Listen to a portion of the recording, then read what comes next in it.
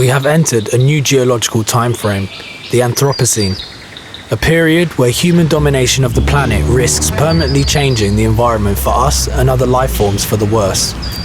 Can field recordings bring awareness to these issues? This audio paper will discuss the benefits of listening to nature soundscapes and consider how field recordings can bring awareness to issues within these environments or motivate their protection.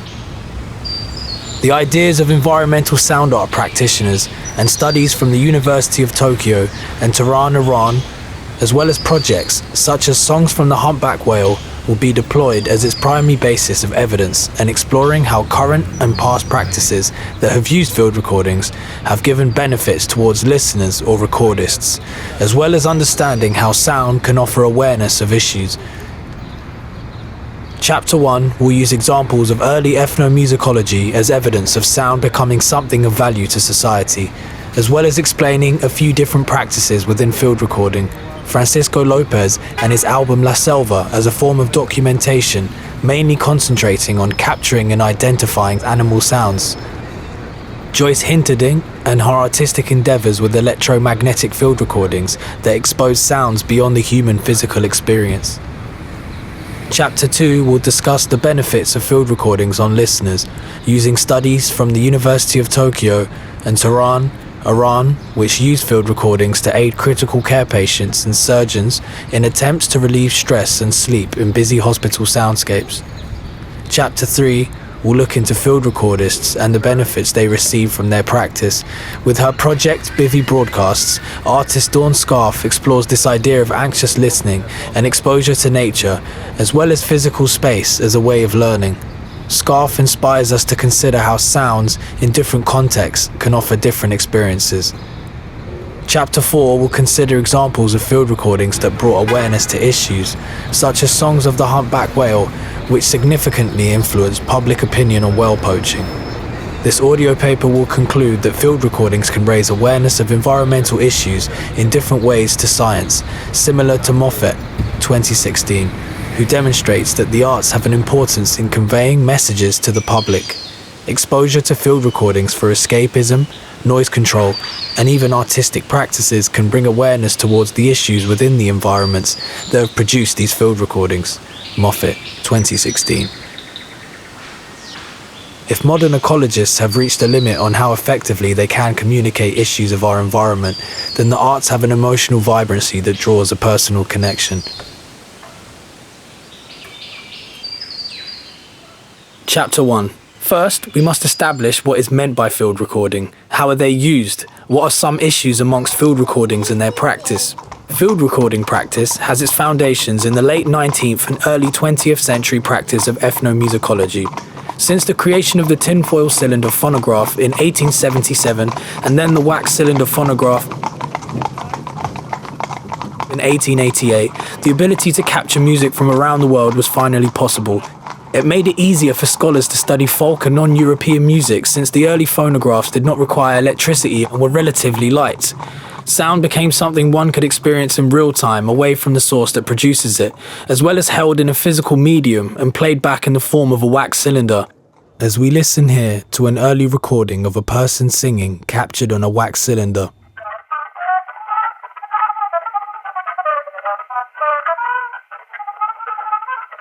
As sound became available for reproduction, capturing sounds became a valuable asset and beneficial to the scholars of ethnomusicology. However, it is often contrasted that this early field recording practice was colonial, included a disregard for other cultures and perpetuated further by practices of exoticism by white Western society. Stamm, Spence, 1983. Due to audio capture and reproduction technology being a new medium, there was a sudden but slight change in perspective amongst academics who considered sound as something of importance and value. Peter Wright, 2015. By its simplest definition, field recording captures sound outside of a studio context or a controlled acoustic environment. Gallagher, 2015, describes field recording practice as a highly diverse set of tools rather than an art form. Gallagher explains further. Field recording attends to worldly sounds, the vibrations of the multiplicity of beings, materials and forces that come together to form environments, in contrast to the narrower preoccupation in conventional audio production with music, human speech and defined sound effects. Field recording, as I understand it here, also includes practices of listening, reviewing and editing recordings, composition and mixing, playback and audition. Gallagher, 2015. Although field recordings can contain editing, composition and mixing, some artists such as Francisco Lopez also decide against this and have created pieces of work that allegedly do not contain these techniques. This is a fragment from a composition or a piece, sound piece that was made from recordings, straightforward, non-mixed, not transformed recordings from the rainforest in Costa Rica, where I lived and worked for a number of years. And we wanted to start with this because the rainforest, for me, has been a transformative force, has been a very extremely influential experience. And I've been working in rainforests all over the world for a long time.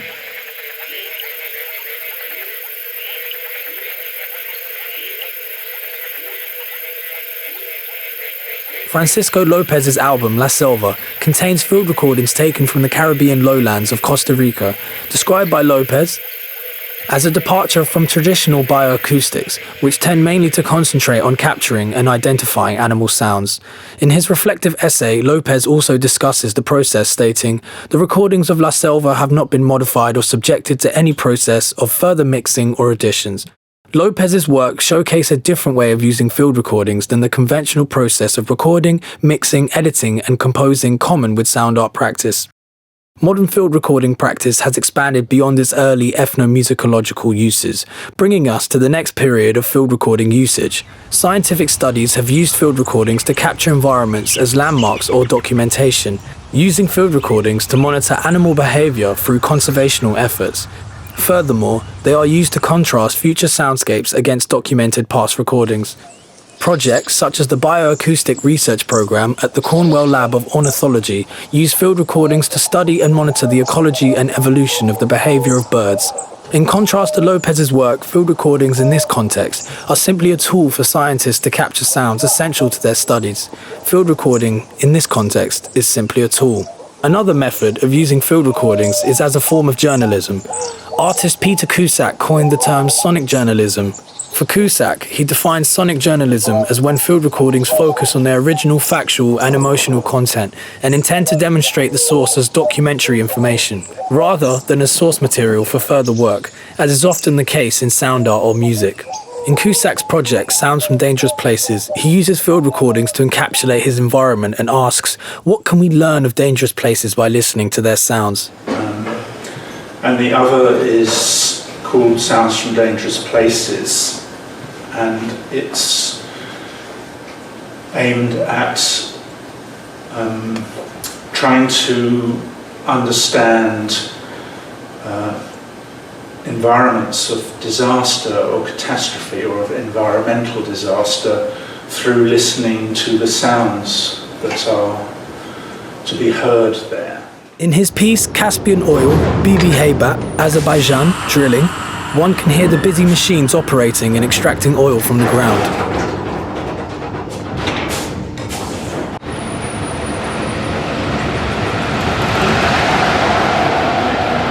In his essay Field Recording as Sonic Journalism, Cusack, 2016, he explains that in this context for him, field recordings in their most basic context give a level of place and event through the virtue of sound.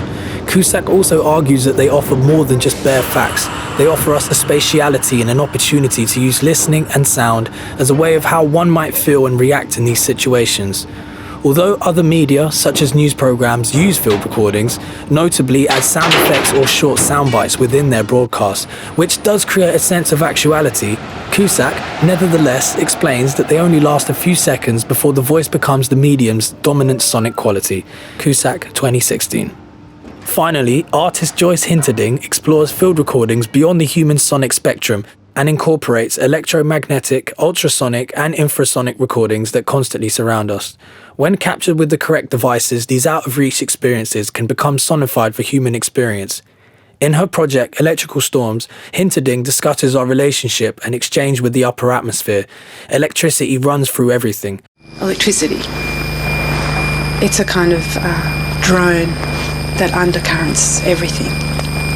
It's full of subtlety and it's full of nuances and it's really active and it's really present. The installation incorporates two large electroacoustic sound systems that play back live stream signals directly from an antenna tuned to very low frequency radio transmission parts. The signals then get played back into the installation space through the sound systems. And as time's gone on, I've become more and more and more manipulating those sounds. Because I think when you're just a vehicle for them, they just simply are what they are. The satellite sound is the satellite sound.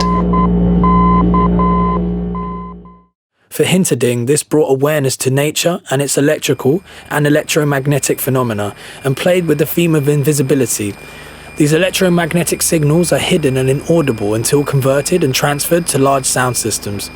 As well as this, the sound system is transparent, and being able to see through the speakers creates a metaphor within the installation itself. This piece gives us an example of field recording usage as an artistic endeavour and a way to experience something beyond physical human limits.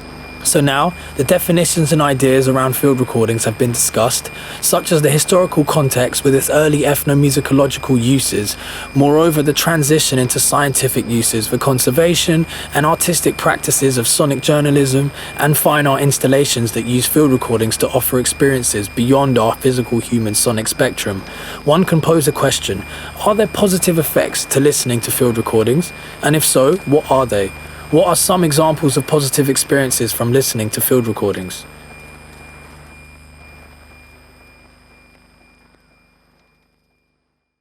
Chapter 2.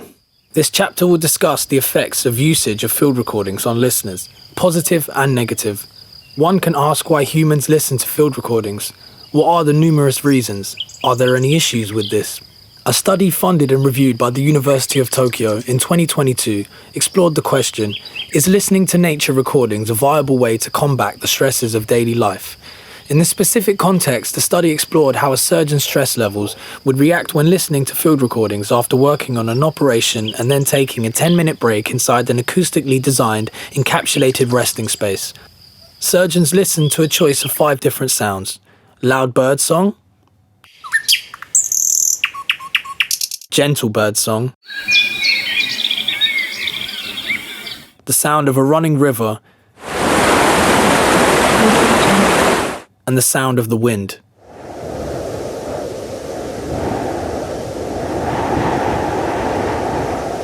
The study measured the stress levels of each surgeon before and after an operation. It then contrasted the stress levels between listening to field recordings of nature and listening to the busy hospital workplace soundscape. The study found that listening to field recordings of nature for 10 minutes significantly reduced the surgeon's stress levels and contrasted that, quote, for the more inexperienced surgeons, the 10-minute exposure to field recordings alone was not enough time and remained negligible, end quote. This study is interesting towards answering our question, as it gives a great example of how listening to field recordings can offer a positive experience and reduce stress. However, the research results show that more underlying factors are involved in stress build-up and release, indicating that field recordings of nature are not the answer for every individual. There are also beneficial ways to use field recordings to aid in sleep. In Tehran, Iran, in 2018, a study was done exploring the effects of natural sounds on hospitalized sleeping critical care patients, or CCU for short, and how it affected their sleep quality. Environmental noise significantly affects patients in critical care units, and one could say the same in largely populated cities. The ongoing noise pollution in large cities affects humans in numerous ways, such as increasing the chances of cardiovascular disease developing. The study gave 93 patients a mix of nature-recorded sounds, noise-cancelling headphones, and nothing.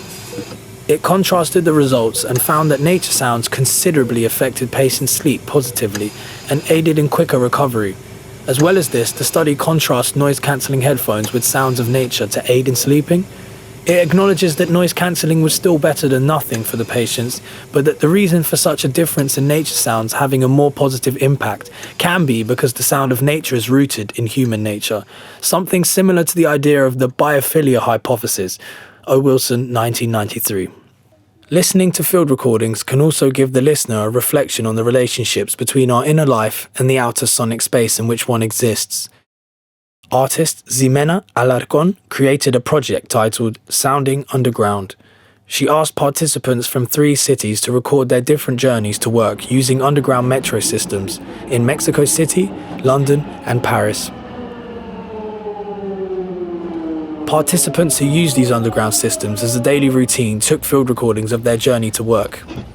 Alarcón describes cities and the metro as a form of dynamic interaction with a complex sonic world composed of people, machinery, and architectural acoustics, posing an idea of sonic performance within our daily rituals.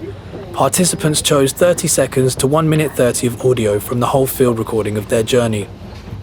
These audio pieces form the base of another project titled Listening and Remembering. In this project, Alarcón created a 5-speaker multi-channel setup that played back these recordings to 4 participants.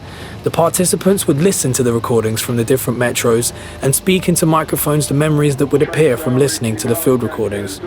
Each participant had a computer and microphone. The process created dialogue as each participant could listen to the other's recordings and add their memories and reflections.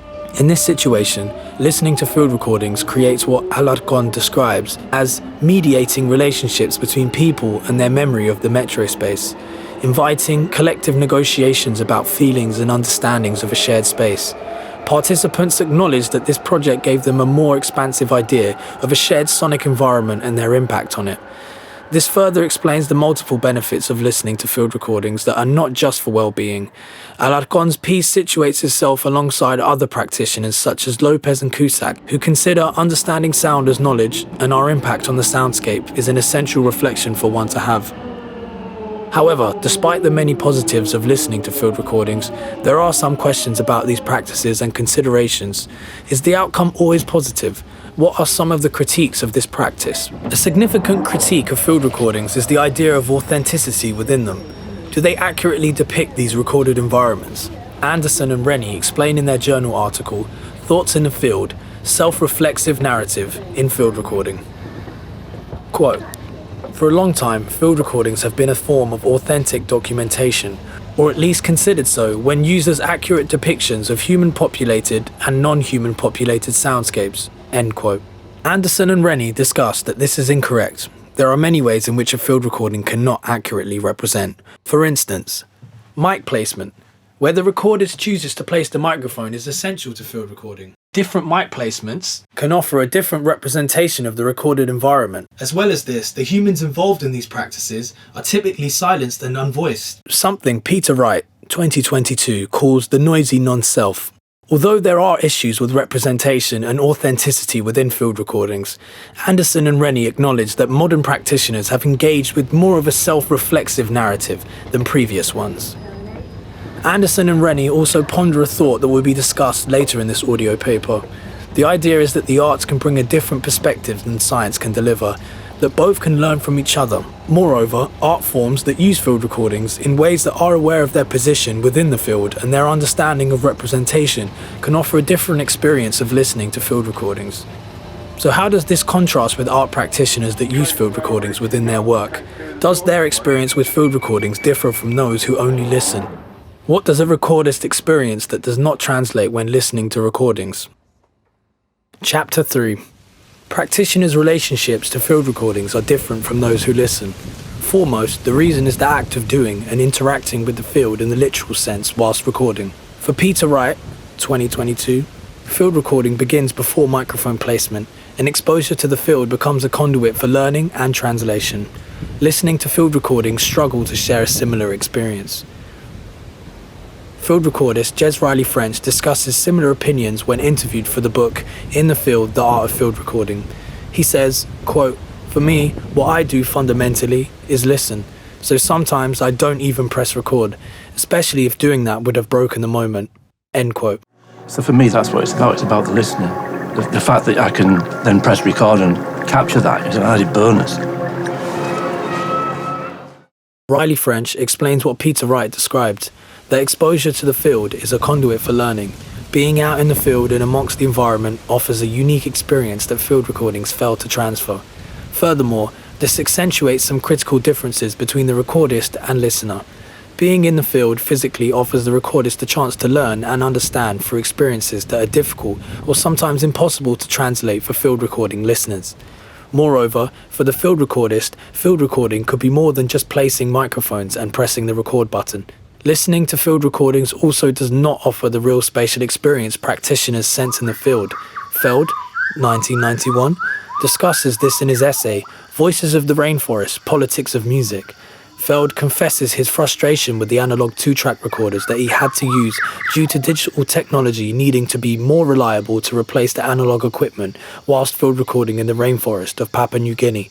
Instead, his workaround for giving an intimate experience was to record separate sections of the forest ambience and combine the recordings in post-production to create a similar experience. One could ask if his attempts to create a similar experience were successful or created a different outcome for listeners. Feld made efforts to involve people who lived in the rainforest to collaborate on things like mic placement. He asked them what they thought of his recordings so he could involve them and use their knowledge to influence the recordings. Working and learning to create intimate experiences that replicate what the recordist is experiencing is a similar challenge natural sound recordist artist Chris Watson has faced. Watson came initially from a post-punk background working with the band Cabaret Voltaire. His synth and early tape loop use influenced his album El Tren Fantasma, which Solomons, 2013, called a work of natural music concrete. We can hear this in Watson's piece from El Tren Fantasma.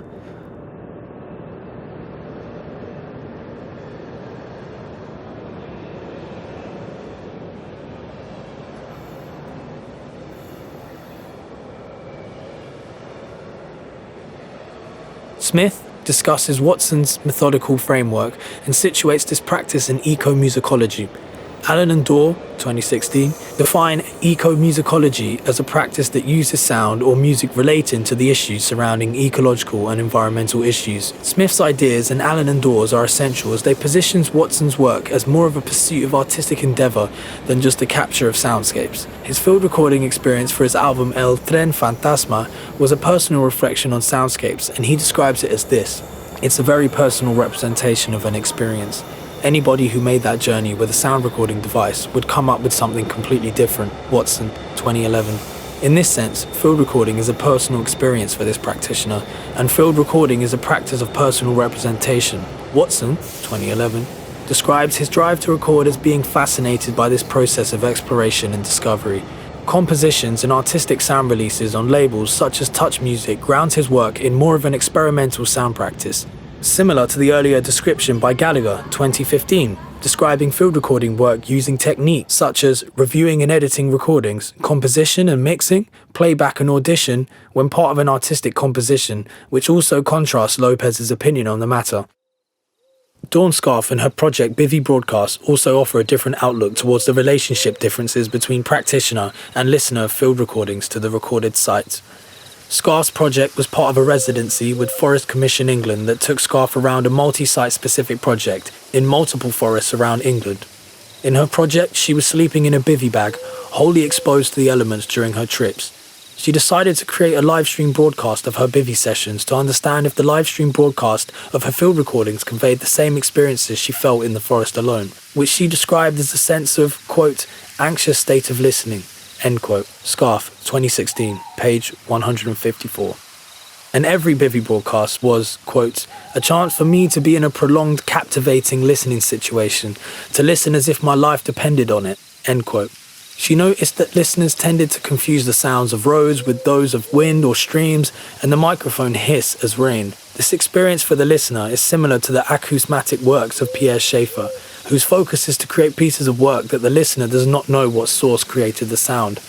Most listeners of the bivvy broadcast discussed that it gave them a sense of relaxation and calmness as they tuned in, which directly contrasts Scarf's experience in the field. For Scarf, this project helped her appreciate the impact of sound on humans and how individuals in different circumstances can react differently to sound.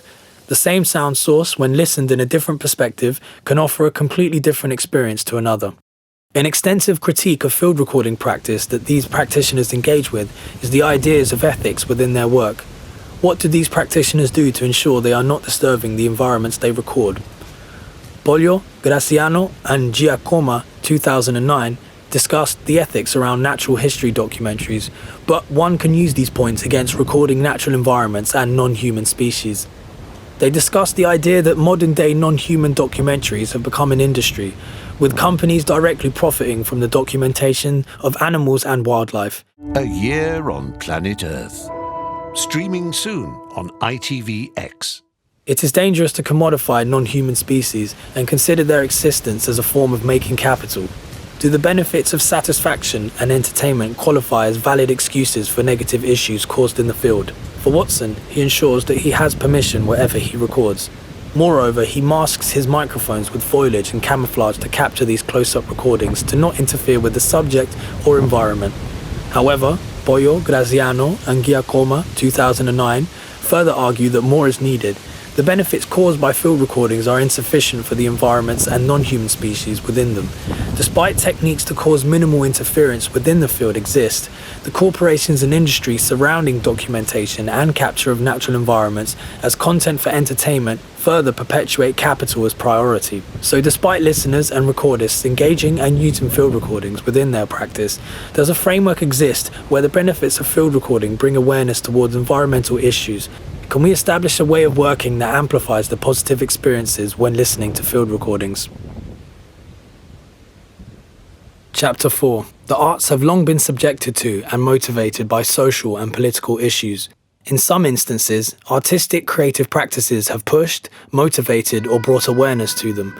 This chapter will speculate on how field recordings have brought about a form of awareness through exposure. The album, Songs of the Humpback Whale, released in 1970, had a significant impact on society and helped motivate the laws that banned whale poaching within the United States by 1982. We are currently listening to an extract from Songs of the Humpback Whale.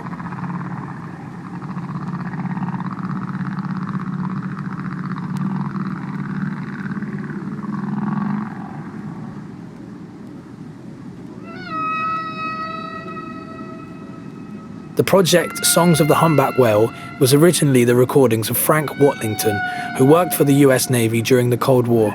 His job was a secret operation that monitored the oceans through hydrophones, a type of microphone that records sound underwater. His job was to monitor and listen for Russian submarines and dynamite explosions, but Watlington discovered something he had not heard before. By 1955, he had identified that these sounds were, in fact, those of the humpback whale. Years later, whale researcher Roger Payne discovered that Watlington had, in fact, still kept archives of these recordings and was willing to share them. Feeling the importance of these sounds, Payne joined up with Scott McVeigh and quickly released these sounds via a limited run of LP records titled Songs of the Humpback Whale. Elena Claire Feldman discusses the importance of this release and some ideas surrounding it. Before this release, whale poaching was widely accepted within the USA, and this was the first time that society could hear the whale's sounds. Claire Feldman, 2021, makes a great point that naming these sounds as songs, quote, brings the humpback whale closer to the human by means of an analogous way of communicating through musical composition, end quote. Claire Feldman also discusses that a year before this, humans had landed on the moon, and once again, this idea of extraterrestrial became a common thought within society. Furthermore, this album took us to another extraterrestrial space, which is underwater. Moreover, Claire Feldman, 2021, stated that although this album became commodified, re-released without any thoughtful instructions which helped to position the listener to consider the whaling industry's impact on whales as a species, it did help bring the experience to a larger audience and motivated the protection of whales. One could speculate that it helped bridge the gap between the ideas of separation between humans and non-humans, even without thoughtful instructions. Field recordings brought awareness and compassion towards whales and allowed humans to consider their relationship with the non-human world through listening to this LP. One could draw similarities between the effects of Songs of the Humpback Whale and the effect of the Earthrise photo, the ideas of an awakened state of awareness. The first pictures of Earth from space, showcased on January 10th in the 1969 issue of Time magazine, displayed humanity their existence for the first time in color. The impact of seeing Earth surrounded by a vast black space also led others to consider their impact on the planet, and a significant surge of environmental awareness started happening, which interestingly led towards the first Earth Day in 1970. Spire, 2019. Another example of a practice that has used field recording as a tool that has resulted in change or awareness is hip-hop, specifically rap music. Toop, 1984, discusses rap as one of the 4 elements of hip-hop, with the others being graffiti, breakdancing, and DJing. Public Enemy, a notorious rap group established in 1985, released the critically acclaimed Fear of a Black Planet album in 1990, with the track Fight the Power becoming an anthem for awareness and giving a voice to the coloured population who, at the time of release, were and still are marginalised by society and under extreme abuse from racist authorities.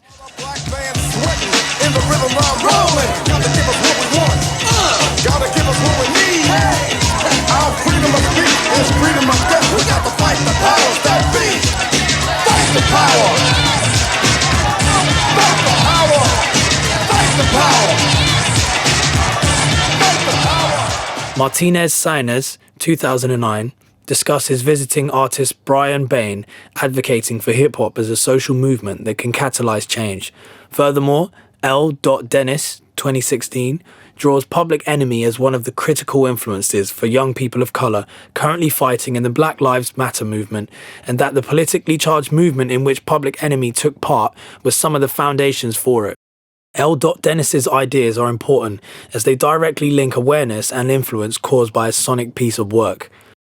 Public Enemy's use of sampling could also be considered a form of field recording by reusing field recordings in their musical works, such as using Malcolm X's Fire and Fury grassroots speech in their song Bring the Noise. Too black, too strong. Too black, too strong. Yo, Chuck, these dirty drippers are still front on us. And field recordings of trains and speech taken from the album A Journey into Sound on the track Welcome to the Terrordome firmly cements that their recontextualization of field recordings within their work becomes a media field recording. The field from which the original recordings existed become whisked into their recontextualized piece of work, helping to ground their music with historical evidence.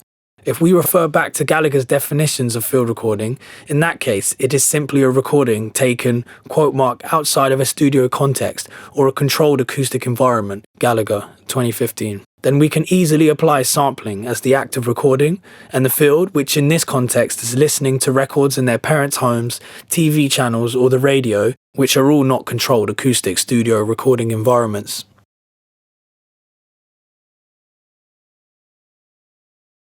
Conclusion. Field recordings can offer listeners and practitioners unique and wide-ranging benefits. Field recording can offer recordists a physical experience within environmental spaces. These spaces can offer the recordist opportunities to learn and be aware of the environment and the relationship within it.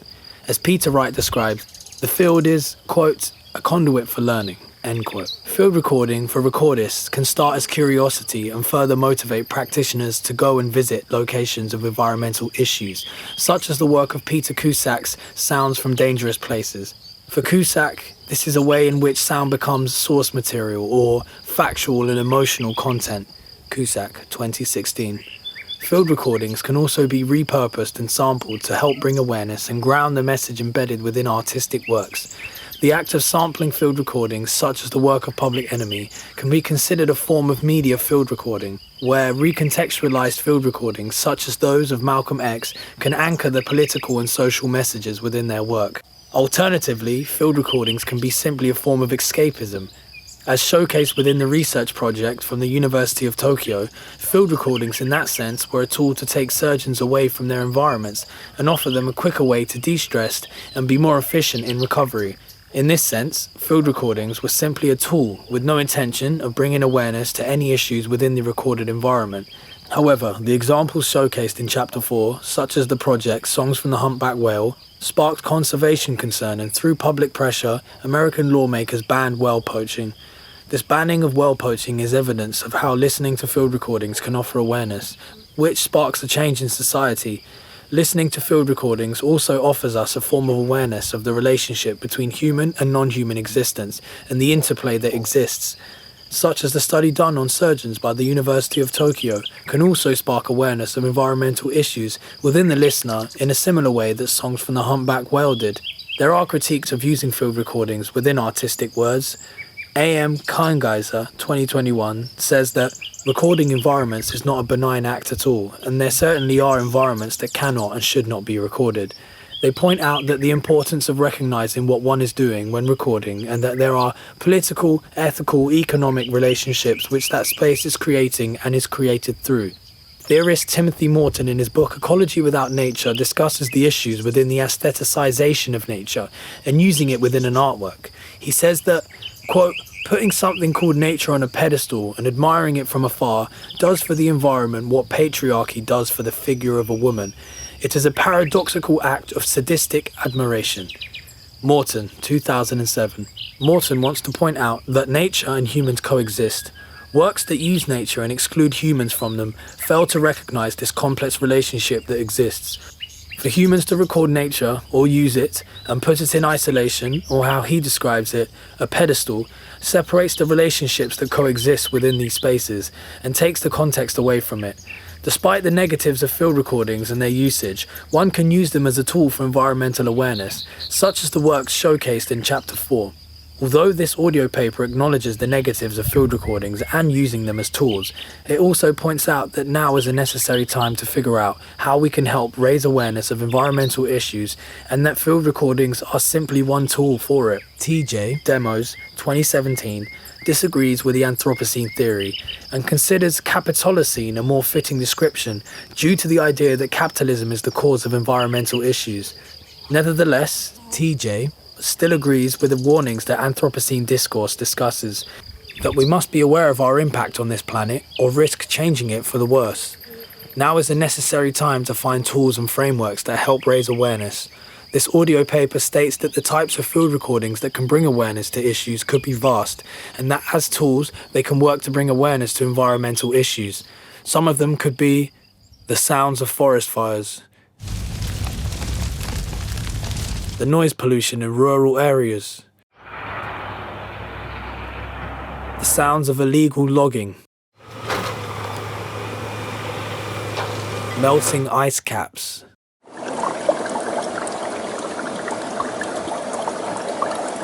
or rainforests where the sounds of life have diminished.